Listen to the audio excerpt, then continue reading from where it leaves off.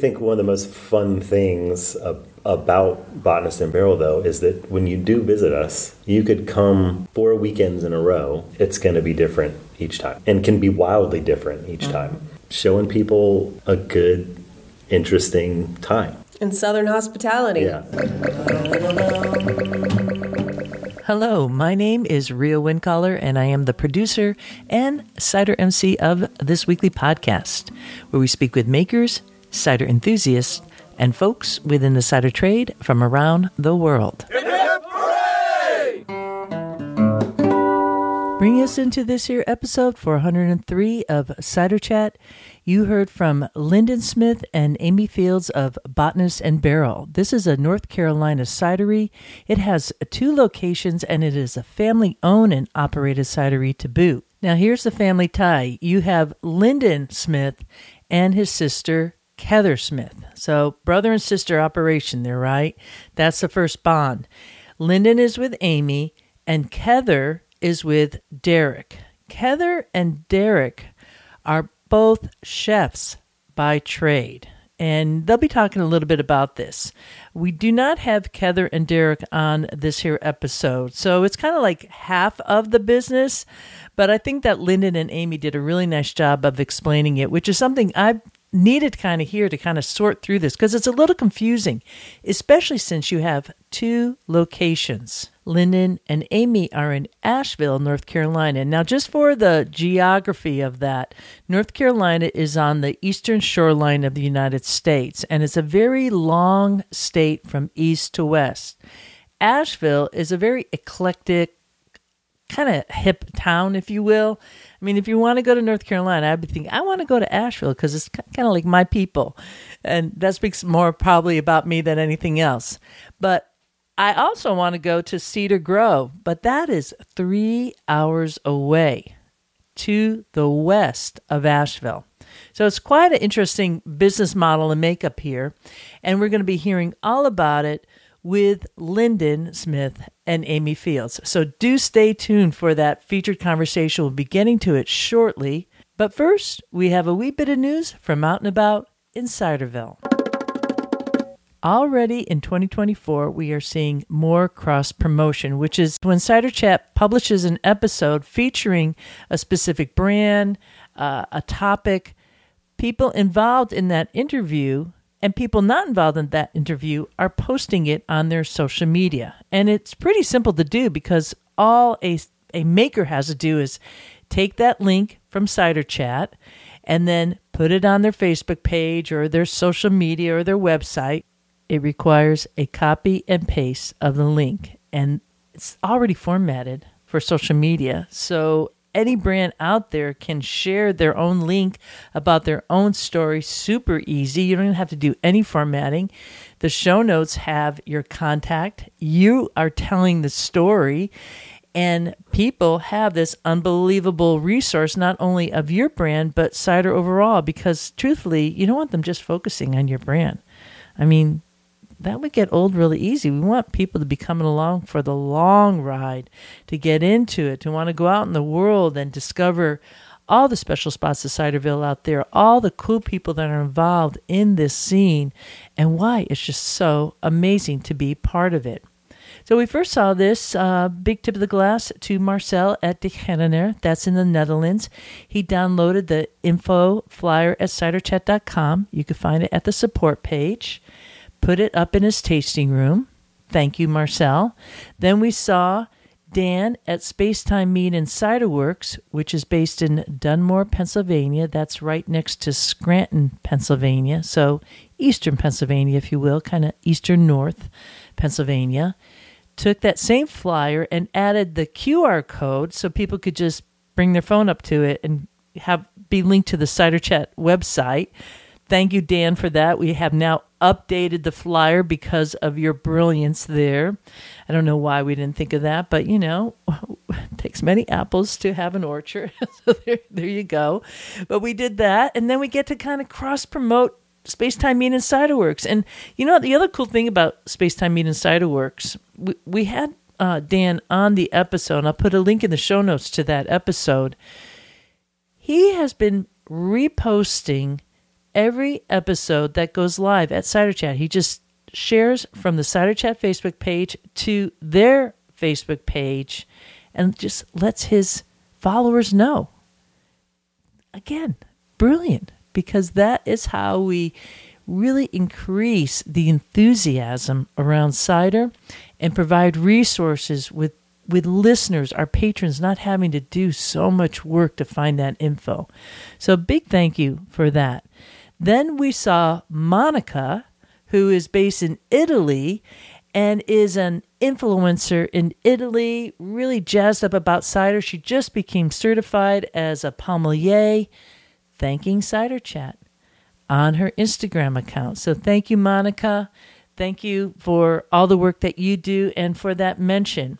And then again, we heard from Cider Summit, reposted a little piece from the Cider Chat Facebook page all about the French cider tour to the Cider Summit followers. Now, if you don't know what Cider Summit is, it's been going on since 2010. The first summit took place in Seattle, and since then, it now goes to 5 different cities. And the nice thing about it is that this is a cider festival where you could go and try a whole wide range of different ciders from all different regions in the U.S. and abroad. They are letting their patrons know that here is a whole bunch of audio files all about the brands that you might like to try. Now, all those examples are businesses supporting businesses through cross-promotion. But we also have a very special example of a cider enthusiast who took it upon himself to cross-promote. And it happened this year with Botanist and Barrel. Al Sachs is someone who really loves Cider Chat, loves cider, has done a lot for the community as a community organizer in that way. And he travels down to North Carolina each year to visit family. He's also a green man, which means that he MCs wassails. And he was headed back to the Cedar Grove location of Botanist and Barrel and asked them if they were into doing some type of support for Cider Chat. And not only did they say, yes, we will cross-promote, but they took all the tickets for the soup that was being served that evening and sent that ticket money to Cider Chat as a donation, which was super, super welcome for this listener-supported podcast. That was all done via a cider enthusiast. So if you're out there and you want to help keep cider going up, you don't have to be a brand. You don't have to own a business in cider. All you need is a little bit of love for this delectable drink that we all enjoy. Save some apple trees, drink cider, drink Perry. Download the flyer at ciderchat.com. You'll find it at the tab that says support. Post it at your most favorite bulletin board where friends are going to see it, or at a meeting that you go to. Take a selfie even. Send it our way. We'll put it in our collection for our end of the year recap on Cross Promotion 2024 for cider, and share this great news. So thanks to Botanist and Barrel, thanks to all these brands, and thanks to the cider enthusiasts out there who help keep cider going up. Walking through the orchards. Also on the docket for 2024 is the French Cider Tour. I did not lead this tour last year. I don't know if I'll lead it next year. So if this is something that you have thought about and you think it's always going to be around, it may not. I just want to say that this might be the once-in-a-lifetime opportunity to get on this tour. And what a tour it is. We are in Paris, Normandy, and Bretagne. We have cider at lunch. We have cider at dinner. And we have amazing dinners. All French cuisine is incredible to begin with. There's no doubt about that. But we also have cider. We have one dinner with Agathe Laitier, a cider maker and Calvados distiller of Manoir d'April. She's in the coastal region of Normandy. We'll be meeting Etienne Dupont in the city of Caen at a Michelin star restaurant. Whew, that's going to be insanely amazing. He is so excited for that, and I am so excited to see him. I know we're going to be having some Calvados, and we'll also be having dinner with Eric Bordelais. And a lot of folks want to meet Eric Bordelais. This is a great opportunity to meet him in one of the most intimate settings possible, where he'll be talking about his different product and we'll be able to try it paired with food. Just an exquisite time. That's just part of it. And just some of the producers. I think we have a total of 8 producers that we're visiting, making stops in Domfronte, which is the Perry-Perry region. Oh, just totally gourmet experience. Find the reservations at the Totally Cider page at ciderchat.com. There are only a few seats left, and the price of this tour goes up in April. So this is the time to act now, and I hope to see you sipping cider in France. Smelling all the blossoms, kicking up our feet. It is time once again for the New York International Cider Competition.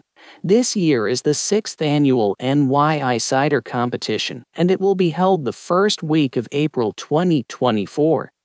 Top trade buyers, including importers, distributors, retailers, and craft beer bar owners, will be judging the ciders in a blind taste test by its category and the current price of the cider submitted. Ciders are judged by top trade buyers in the industry, as if they were buying for their own business. As a result, cider brands get insider info on how their ciders rate for retail shelves in terms of style, price point, and taste. Your ciders do not have to be sold in New York or the United States. The New York International Cider Competition is open to all commercially produced ciders from around the world. Winners of this cider competition receive a 2-inch physical medal, a digital image of their medal, and a numerical score. For more info and registration, go to nyicidercompetition.com and sign up today. The New York International Cider Competition is a proud sponsor of Cider Chat. Submit your cider today. Go to nyicidercompetition.com, that's nyicidercompetition.com, and help keep cider going up.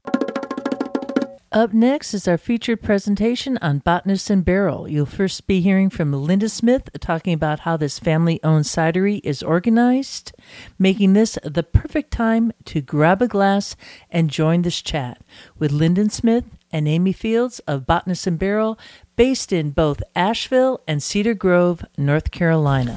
We are a collection of 4 folks. It's a brother and a sister. That's me and my sister Kether. And then it's our partners, so that's Amie Fields and Derick McGuffey. And Botanist and Barrel is born out of this kind of collective energy. So Kether and Derick were both chefs, and so they came at this with a lens of wanting chef-driven ciders and natural beverages made in the South. And Amy's been a beverage pro since before she was supposed to be a beverage pro. So she brings that, the refinement and the kind of quest for excellence, for balance, and making the perfect Southern beverage. And then I'm born to pick. I'm like on the farm side, and that's where I'm most passionate. And so between the 4 of us, we've got all of those bases covered. How did this come about, though? Was it like, hey, Kether, sis, what? Like, we were growing up our whole life dreaming of opening up a cidery and fermenting. How did that, what was the spark? It was a perfect storm. So we call it the family farm, but it's not a family farm in the sense that we've had it for multi-generations. Mm-hmm. It was, certain pieces were purchased and all mashed together. And that was the spark to it. Mm-hmm. We were solving a problem. One, what do we do with ugly fruit?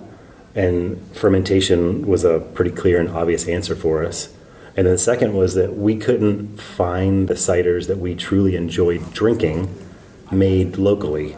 And we all have a very strong ethos for wanting to be locavores and really supporting local people, local farms, local economies.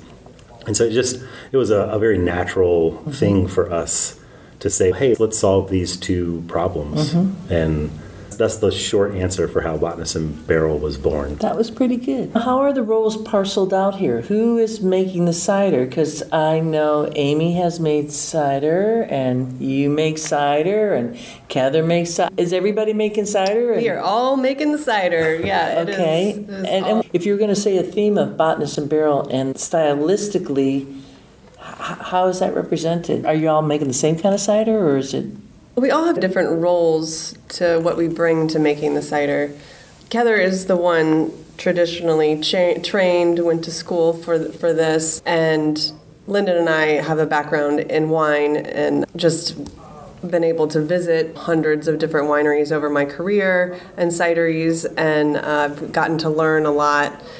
And that's why I wanted to get into this business, because I realized that the winemakers had all the fun. I was selling their wine, and I wanted to be the one selling my own product. I loved hearing other people's stories and everything, but we really wanted to create our own story and take everything that we've learned along the way and apply it to Botanist and Barrel, which is why we do have such a huge breadth of things that we do, because we want to do it all. Experimentation is huge for us, and failing is to be expected in the world of winemaking, and especially natural wine and cider. And when I say wine to me, cider is wine, so that's why I use that term broadly. There's a fundamental thing that's important to all of us, and that's to represent the South, and specifically North Carolina. I like to take what comes and say, okay, how can we make this the most representative, expressive beverage? I think Amie would be more on the traditional side and say, hey, I want to make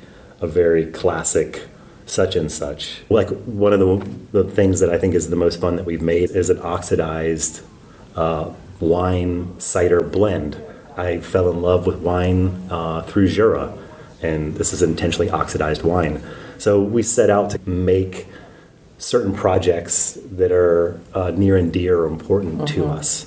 And all four of us have, different beverage memories as children that we're trying to recreate those moments. Yeah, we like the ephemeral feel of things from your childhood. While we don't make anything sweet, there's plenty of ways you're working with fruit, and fruit doesn't have to have sugar to be sweet. I always say drinking our ciders, or if you have our apricot cider or a cherry cider, it's like biting into that fruit. It should taste fresh, and it should taste like that fruit, not fruit with sugar on top of it. So you're both fermenting. I'm trying to get a sense. Is Botanist Barrel a cidery or a... About 90% of what we make is cider, and then we probably make about 10% wine as well, and we play in this co-fermentation space. So we do a lot of cider wine hybrids, a lot of fruit co-ferments, and then the cucumber cup, that was something we did 5 years ago one time, so it wasn't a good representation of us. It's just a good example of ciders of opportunity, or wines of opportunity. Which is why another reason why we like to make piquette and cider can and reuse and be sustainable in using the fruit as many times as possible. And do you have a flagship? We do have flagships, so there are a couple things we make every year, and while they will be slightly different, we have never aimed for perfect consistency, vintage to vintage, or anything like that. But as a consumer of Botanist and Barrel, we want you to feel all of the feels.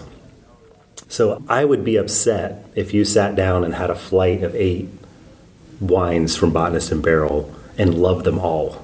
I would be confused by that, because we make such a diverse line of different beverages. We don't all love everything that our mother cooked for us as children. I love everything my mother cooked for me as a child. Well, I did not. Are you kidding me? I definitely had favorite dishes and dishes where I was like, oh no, not tonight.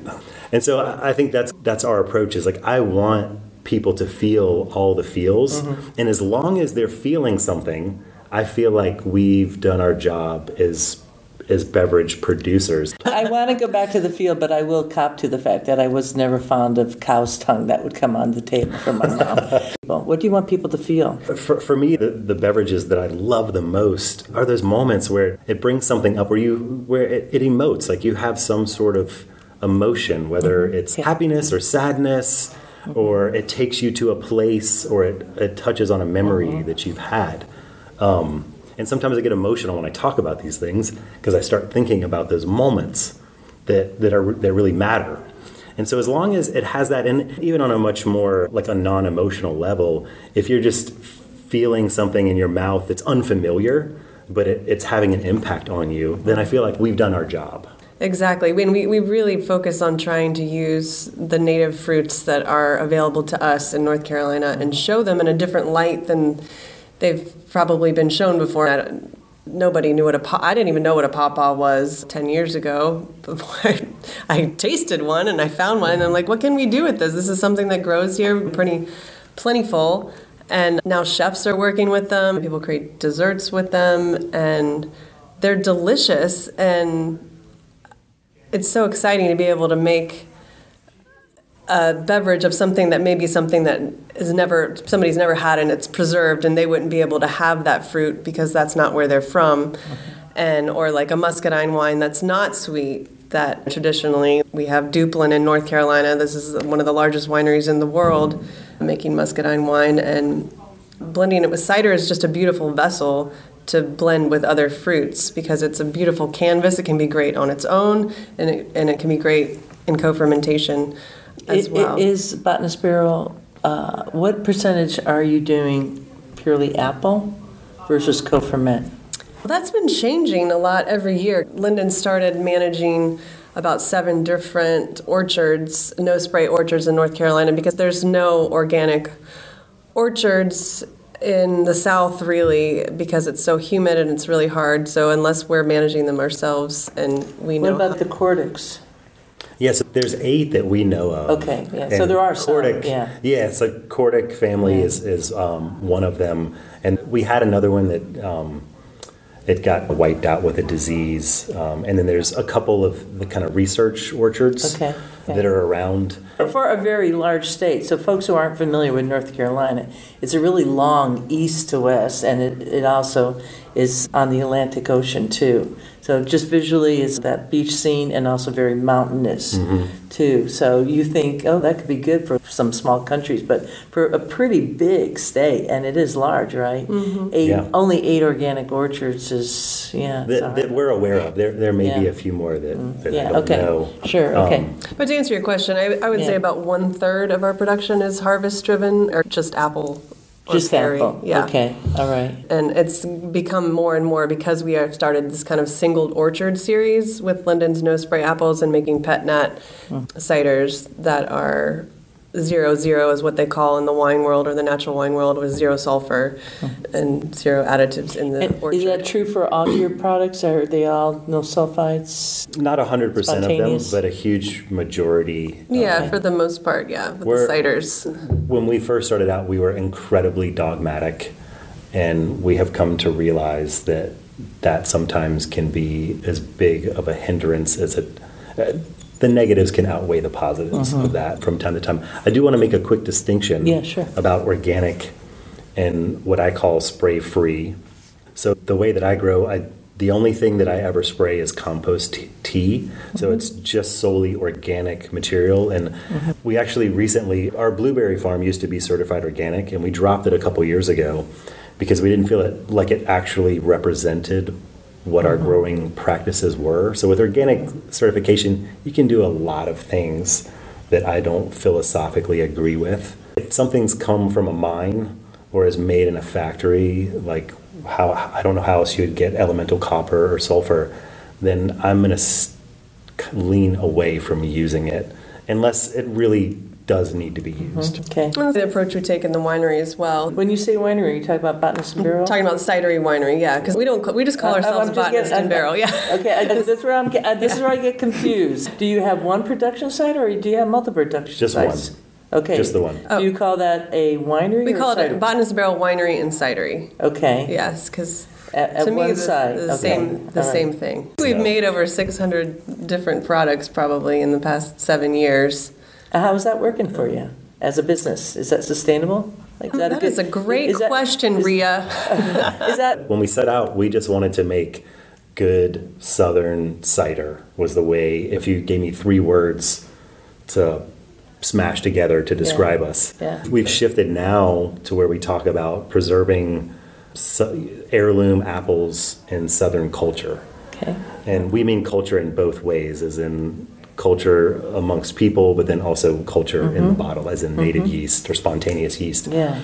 And so it has evolved, but it's always been about representing the South in a much more positive light. Maybe this is just in my own head, but I feel like the South can sometimes be stereotyped in a particular way that isn't very accurate. But yeah, we didn't really answer the question about the flagships. So we do have a few flagships. I can Okay. answer that question, which is our Less is More pet nat cider. So that's always going to be coming from the same orchard that we work with, actually, in Virginia.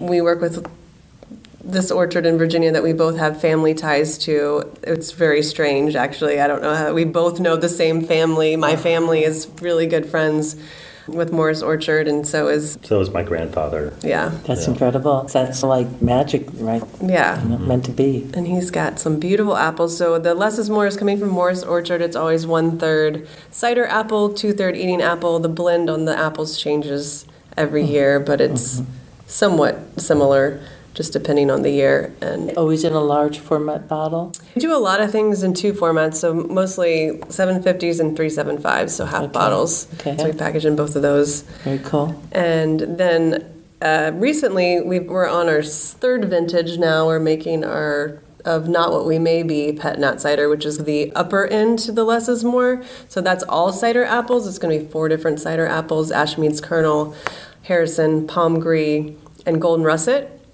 And that is a beautiful cider. It's a more appley cider, I would say. It's sometimes pet nuts don't always finish to dry, so I feel like that one usually has a 1/2 gram or a gram of sugar left, typically, in the finished product. So they're very different styles of pet nut, and it's a really fun thing to show, like something with 1/3 cider apple and something with all cider apples in the South. And so those are 2 of the more flagships. And then we do can a little bit of ciders. So the farmhouse ciders, our flagship can, just wild fermented. Usually it's a blend of tank and barrel aged cider. And then we have a couple rosé ciders in can, Pinkies Up and Seriously Dry Rosé.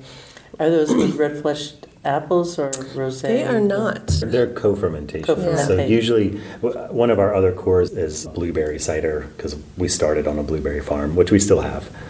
Just called tart blueberry. Yeah, we just call it tart blueberry. And then the Pinkies Up rosé is blueberry skin and cherry skins for the rosé. And then we make the Seriously Dry Rosé farmhouse can, which is, depending on the season, it's going to be some vinifera grape or hybrid red grape that's either usually Cab Franc or Merlot or whatever we've gotten our hands on that season. Can I assume then that there is multiple orchards that you're sourcing from? In addition, you're also managing your own orchard. Yes. Is this also a working farm? Are you using your own compost when you're doing that? Yes. Okay, so that's a little biodynamic in a way, where you're more in your own system versus pulling it from out of the system, which allows you to really regulate that compost. Absolutely. Yeah, and our situation is even more complicated. So we have sites that span 6 hours from each other. And so I like to make because it's compost. such a long state that you're describing. So Kether, Lyndon's sister, and brother-in-law Derick, they live at the cidery in Cedar Grove, North Carolina, which is in the central part of North Carolina. And Lyndon and I live in the Appalachian Mountains in Asheville, North Carolina. So he manages a lot of orchards around that area, and then we manage some other orchards around the cidery area, and another one that's in Virginia that's only like 45 minutes from our cidery.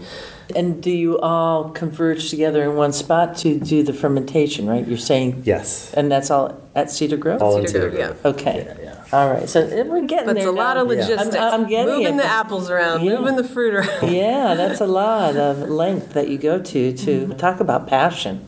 It's really pretty darn impressive.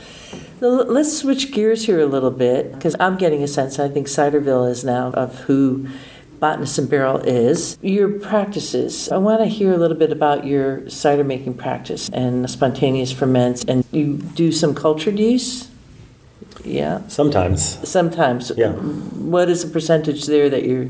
Like 1%. 1%? Because that's the thing. And once you do cultured yeast, it's always, even if you do spontaneous, that culture is there, right? In the Well, that's debatable. That's a very debatable...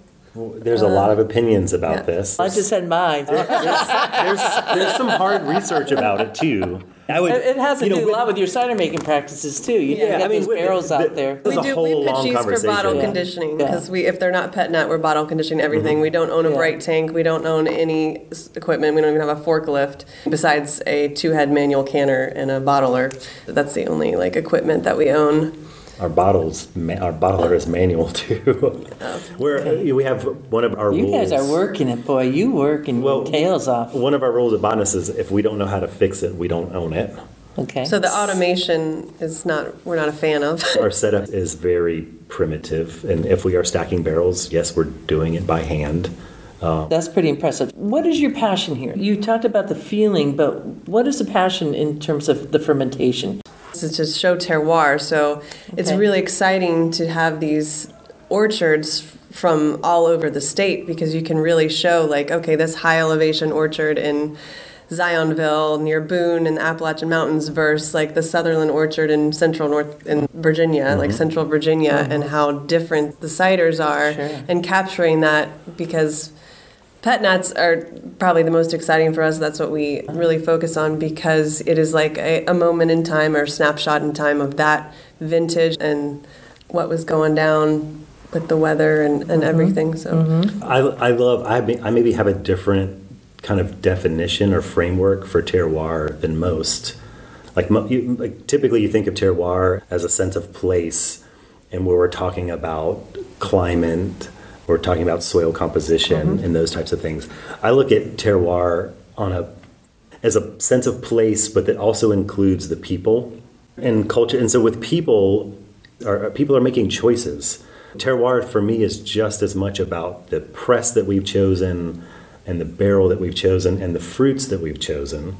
And I think for me, Botanist and Barrel, I want it to represent the best of our neighborhood, and then spanning out from that, North Carolina and then the South. So I want to reclaim muscadines.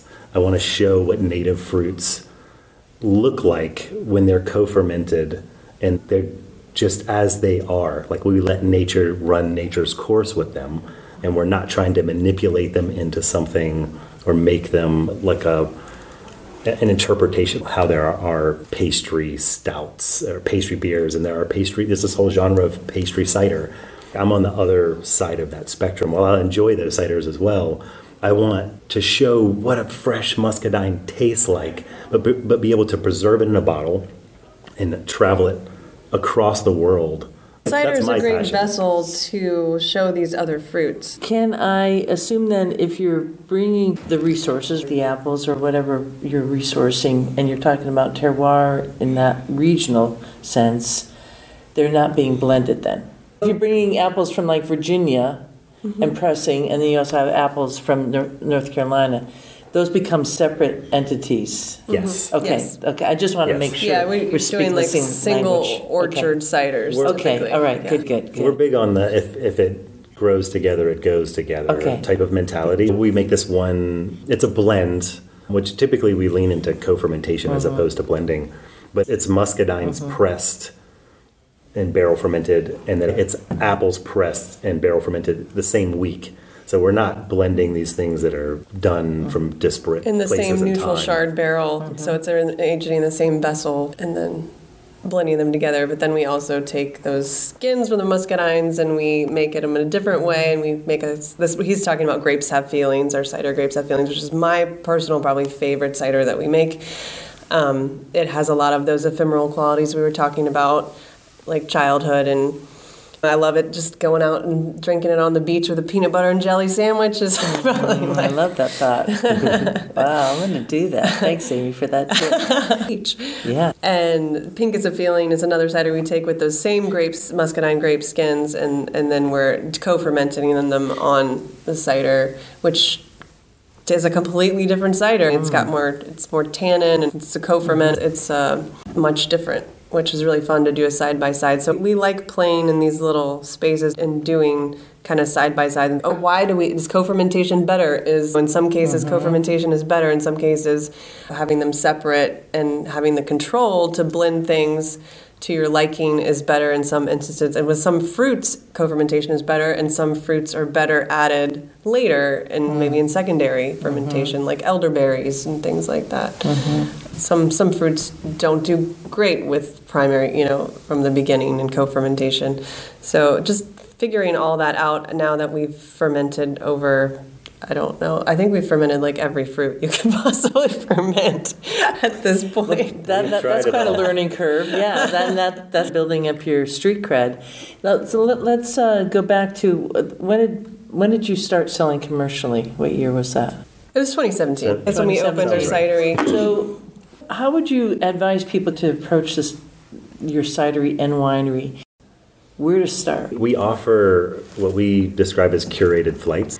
And Amy does this amazing job. So they're like 4 mini journeys of what we do at Botanist and Barrel, which is classic orchard cider, something botanical infused, and then we have the fruited cider series, and then we have this barrel-aged. So I try to mix in a good mix of each of those things in each flight. We have one flight that I call like the intro to Botanist and Barrel, and that's going to usually always have Less is More, our flagship cider. Strawberry cider is one of our other most popular ciders. So something fruited like strawberry. It's hard to do a good strawberry cider. Yeah, we nailed it. We found a way to make strawberries sing.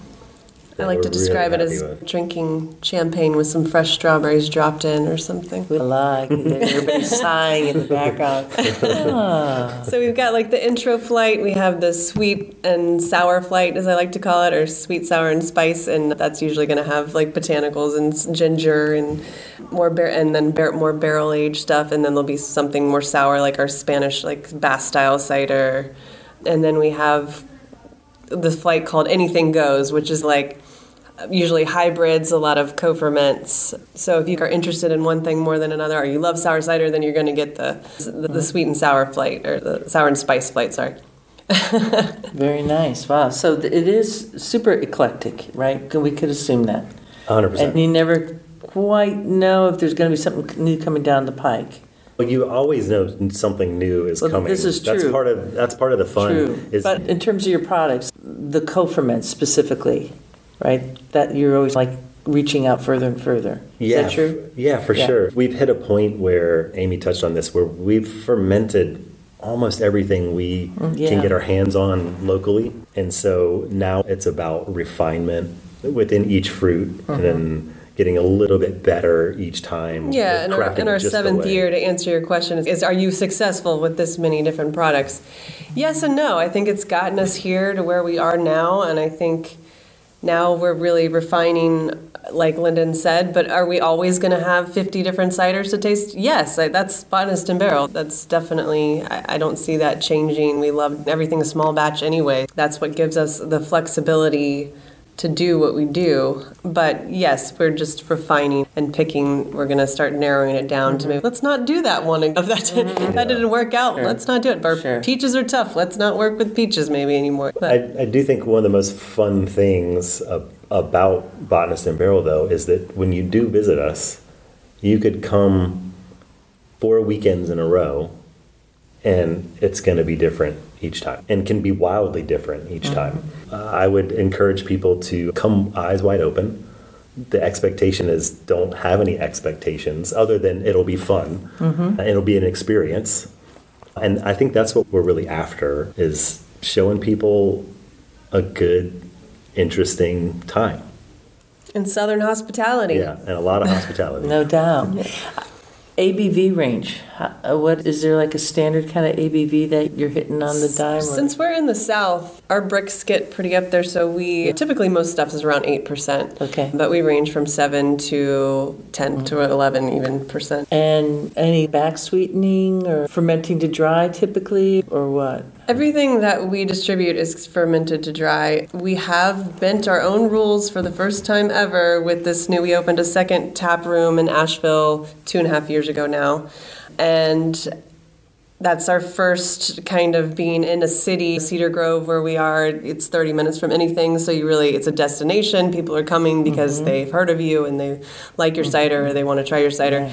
Whereas in downtown Asheville, you can have anybody walking in off the street and they don't know who you are and what you represent. I was finding that while sweet cider isn't something that we like to do, but now we have a specialty sweet cider program where we just keg, like usually 2 kegs, and it's a fun way also for us to experiment and play and keep playing with new flavors because it's such a small batch. We're talking about 2 sixtels that we're making. Wow. You're going to drink some weird stuff if you drink that out of that program. I think one of the first things we released it. Yeah, we were making sweet cider, but it's weird. It's still us and weird. Okay. And you can't buy it, so it's always like people are like, "Oh, can we buy it?" No, you can't buy it. It's only in the tap room. Yeah, we're not going to serve. But you can buy it in the tap room. Yeah, you can drink just it. A glass. Just a glass. Yeah, just a glass. Yeah. But we're not going to like draft only system. Yeah. If you're going to drink one of those off dry ciders from us, we're not just going to serve you a strawberry cider that's off dry. It's going to be made with like beauty berry and or sage and thyme and different other botanicals. It should have some component or flavor combination that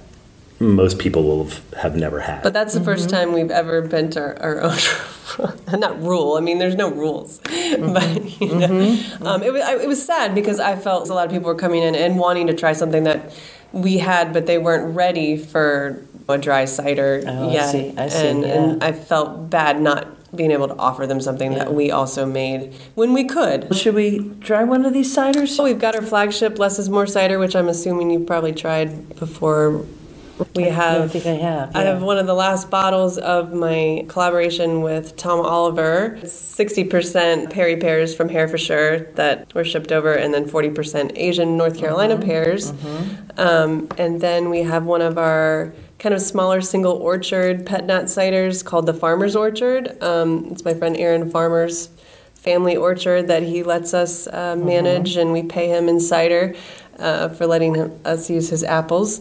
That one's really interesting, and they always make some of my favorite pet nat ciders. And this one is very different because it didn't ferment all the way, so it's actually just naturally sweet because it's stuck and cool. And then we've got our just something really weird called One for the Fishes. Is our collab with Flora Brewery that is some 2019 Traminette, which Traminette's a hybrid wine grape, white grape, similar in style to a Gewürztraminer in flavor, that we still just let it sit around for about 4 years, and then we were tasting it one day, and I was like, this tastes tasting pretty good now. So it's blended in a little fresh cider. It was tasting even better. My husband has a love for tinned fish, and at both of our tasting rooms, we have a huge selection of tinned fish from all over the world. Cool. It's an oxidative cider wine that we made to go with our tinned fish. We made one cider with a bar in Raleigh called Foundation, and they wanted to make a play on the Cherry Bounce, which is a historical cocktail. So this is actually one of my favorite things we've ever made. It's a cherry cider that's then aged in bourbon and then also Fernet barrel. So it has this really interesting aromatics, but then also flavor profile that comes through with that Fernet barrel. And we get these amazing Fernet barrels from this distillery in Asheville called Edirine. And I'm a huge fan of Fernet. So I love this cider a lot. The Farmer's Orchard, this one's also incredibly special to us because this was actually the first place that Amy and I pressed apples. When Botanist and Barrel was just an idea. And we went out there and it sealed the deal. Oh, that's sweet. We owe them a lot of credit for us even being here. And then to this day, we still go and manage that orchard and pick there every year. And so that's a pretty special one to us as well. And then we've got a couple cans that we brought. We just bought our classic farmhouse So our flagship can. We brought Pinkies Up, which is our more robust winter rosé. And then we brought Grapes in a Suitcase, which was a really fun project that we did with Artifact Cider. And the idea was north meets south. So we actually shipped up muscadines and let them do what they wanted to with them. And it's really fascinating because it's muscadine, but it's a very different expression than we've ever made out of it. So it's a really fun case study. On their northern apples, I think it's Macintosh apples. Yeah, it's all Macintosh. Yeah. Which we don't have any Macintosh apples. None. I don't know why. I have 2 or 3 trees out of Yeah, whatever and we they have. do make great cider, the Mac, and I know the orchard that they get that from. And how about the Botanist Spritz? No, that's my new favorite. I've been wanting to make a cider vermouth for a long time, but the more I thought about it, I didn't really want to make a traditional vermouth. I really enjoy drinking these low ABV. So it's a ciderkin in a can that we made into, we call it Botanist Spritz, and it's got some wormwood and some grapefruit peel and some orange peel and honeysuckle and cinnamon and cardamom. It's just like a really fun vermouth spritz with cider and low ABV cider, because I'm really into drinking the lower ABV things these days. It's like the Baskin Robbins of a cider here. You got so many different offers. It's just a cacophony of options and flavors and co-ferments. The cider rainbow. And in the best way possible, right? I think we should do this farmer's orchard since we got a little sentimental about it. Cheers, everybody. Ooh. I'm letting it open up a little bit there. It's got some Arkansas black. We did the Brix test on this too. It has quite a bit of sugar left. Yeah, it does. Happy accident for us. So there's a variety called Beecher, and there's only 2 locations that anybody knows of that have Beecher apples left, and this is one of them. So there's 2 Beecher trees there. And then it also has an apple that may be a variety that's out there, but the family has adopted it as their own. So their last name truly is Farmer. And so it's called, truly is? Wow. So the farmer's orchard is the farmer's orchard, and so they call it the farmer's apple. And so I've actually been working with them the last couple of years to try to, this tree is incredibly old, and there's very little viable cuttings to take to propagate from. So we're trying to get some new farmers' trees and some beechers as well. So it's got some pretty rare apples in there. And there's some apples in there, I don't know what the varieties are. It was lost through the generations. And then there's some Arkansas black, there's some stain in there. There's actually 2 Macintosh trees there. So this does have a little bit of Mac in it. There's some sheep nose in there too. Yeah, I mean, it's a really like soft tannins in my experience, and a little like light astringency. It's lovely how it just brings you right in. And I'm getting some memories here. I'm getting some feelings too. I just want to say I'm definitely getting some feelings. Feel the feels. That's what we're going for. I do too. When I drink, that's how I use my descriptors when I'm drinking cider. Where is it taking me to? Does it make my body drop into it? Is it super complicated? Then I might actually get frustrated because I'm not sure where the maker is bringing me. I'm cool with that if I'm prepared for it, but if I'm like expecting something to like relax, no, not so cool. Just for listeners out there in Ciderville, the color is a soft amber, this brownish hue, amber to that. What year is this? This is 2020. So maybe that's part of the darker, like little like color too, yeah. And we're really tasting 100% terroir in the bottle, and I love that. And I'm so happy that you're talking about that because I feel it's there already. It's been there, and not enough people have really been bold enough to come forward and talk about terroir. Thank you for owning that. What is the 5-year plan for Botanist and Barrel at this point? We're talking in 2024. Sounds like you've really reached out, went broad wing here, trying everything, allowing your heart to fly, your approach to it. Where do you see yourself in 2029 or 2030? I think if you asked all 4 of us, we might give you 4 different answers. We have different answers. Yeah, we're going to have different answers. I get that. I get it. But I would say the number one answer for both of us would probably be to have more balance in our life. When you run a family business, a cidery, it's really 3 or 4 businesses in one. You're a farmer, you're a winemaker, you're a cider maker, you're a salesperson, you're a taproom manager, you are an HR person, you're managing to define more balance in our life, because we have made it so complicated with how we run our business, because that's just how we think. We want to try everything, but just to find a little bit more balance in our work and family life. We see this a bit in this industry, working with your partner. Any tips there for making it work for folks? Because there's a lot of folks out there listening to this right now who are considering doing maybe any kind of business, but also specific to cider making. I think for me, the main reason we're successful, from my perspective, on a given day, I will work with my mother, my sister, and my wife. And so it can be a lot, and it can be overwhelming and emotional. But at the same time, if I were to give one piece of advice about doing that successfully, the word compromise comes to mind, but sometimes you have to just let it go. And whatever you're feeling and whatever it is your desires are in a particular conversation, sometimes you just have to defer. And if you get hung up on making sure that you're 100% always heard, it's going to be a rough time. Carving out your own space, I would say, and making sure people stay in their lane. You have this final call on the blending, Amie. That's what you do. That's your forte. Yeah. Letting people have their own space. Yeah, wonderful. So you are now in Asheville. Do you have the same options in Asheville as you do at Cedar Grove? At the tasting room, same kind of setup there? Yep, four flights and yeah. Okay, and Amie, are you the one who's like kind of in Asheville managing that, or are you going to both places, or the two of you? Or yeah, we definitely go back and forth a lot. Okay.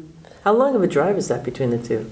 About 3.5 hours. Holy smokes. Wow. This is a serious commitment here. We do it a lot less these days. We have a really good team.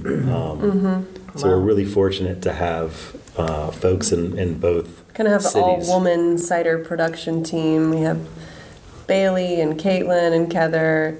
And Derick's actually gotten a little bit...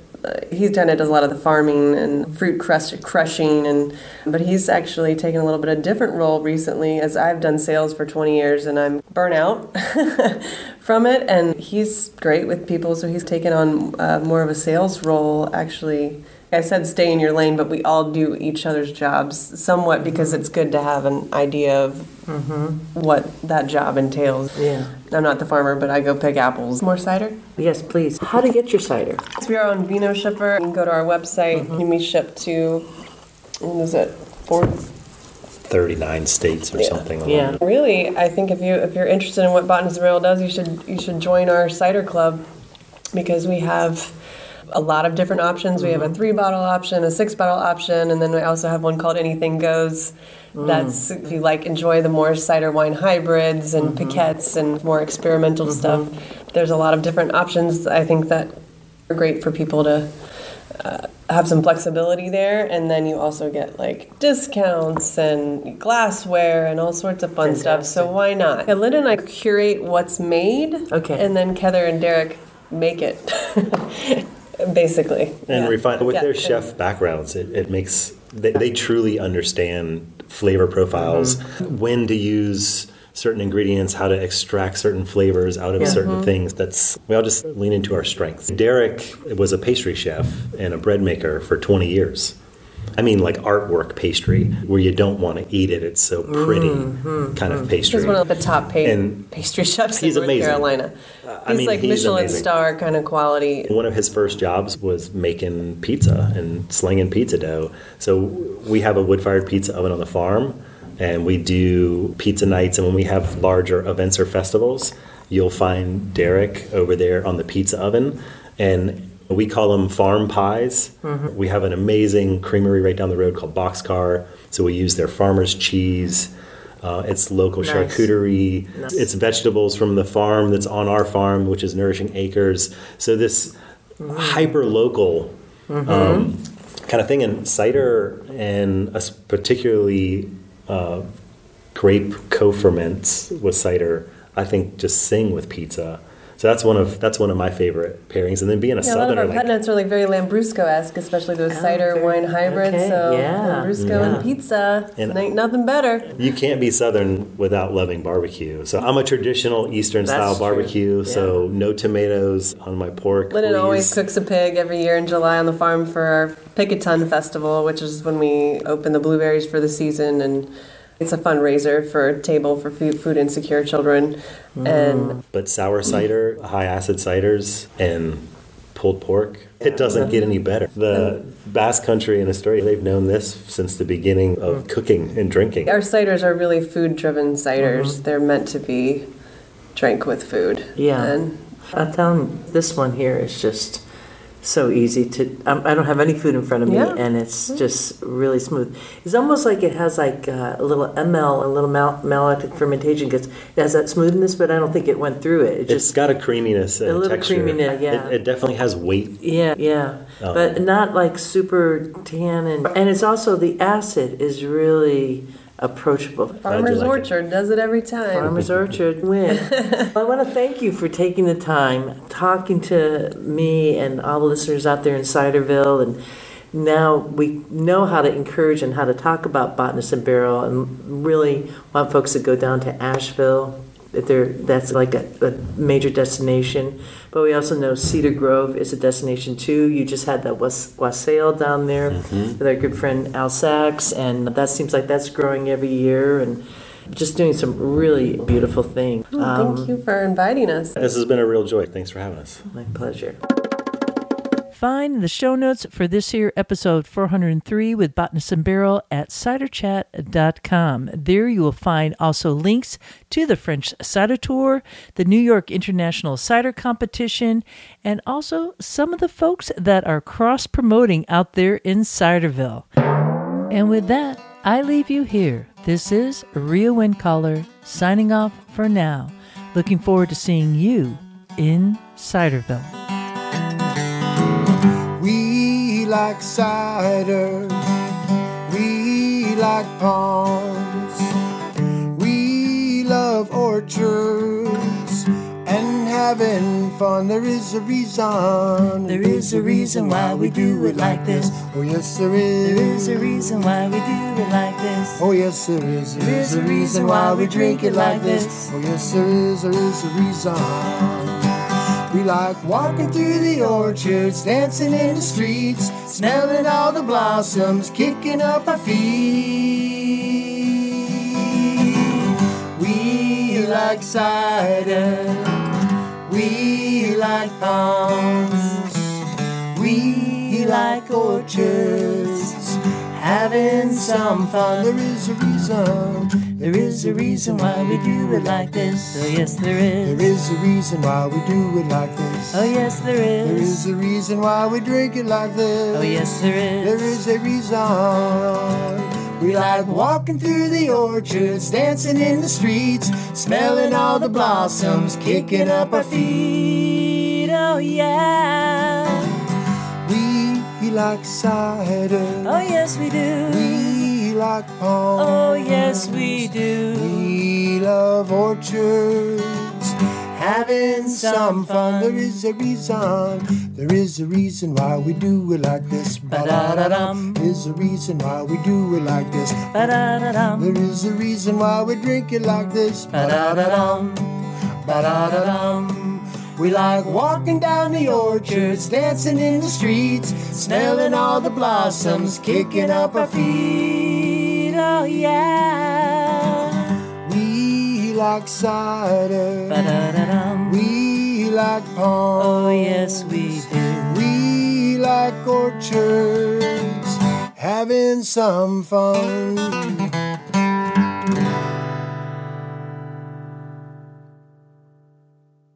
Yeehaw!